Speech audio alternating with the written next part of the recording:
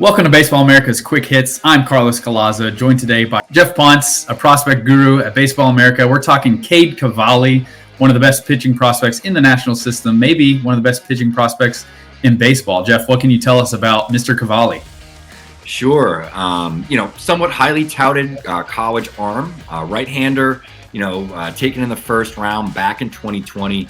Really impressed coming out of the pandemic in 2021. And I think boosted his profile, established himself as a surefire top 100 type of prospect. 2022, though, things kind of didn't necessarily come out the gate as planned. Guy's got big stuff. We're talking, mid 90s to upper 90s four-seam fastball, two distinctly different breaking balls and a curveball and an upper 80s slider, as well as a changeup. It's a really good pitch mix. But like I said, it was an uneven season. Yeah, the first half was not nearly as good as the second half. So what changed to kind of give him those two disparate halves of the season? Was it a mechanical tweak? Did the stuff jump? Was it pitch usage? What was that difference for him? Yeah, so the big difference between, the first 7 starts is how we'll sort of break this down, which is up until May 17th. Over that stretch, 28 and a third innings, allowed 24 earned runs, 27 strikeouts to 14 walks. These obviously are not good numbers, but he did make a change. We'll talk about what he did in a second. But the next 13 starts, 2.10 ERA, allowed just a handful of runs over that 68 and 2/3 inning stretch. 77 strikeouts, 25 walks. You can see what the rates are much better. What changes as you asked?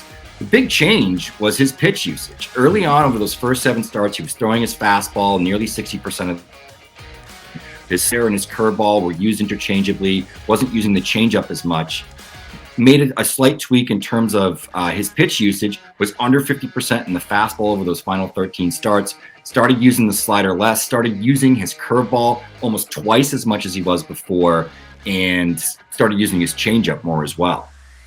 So the fastball's strong, obviously mid-90s, upper 90s fastball. We see more and more pitchers using the slider more and more often at the big league level to great success. So why was the increased curveball usage so effective for him? How good is that pitch?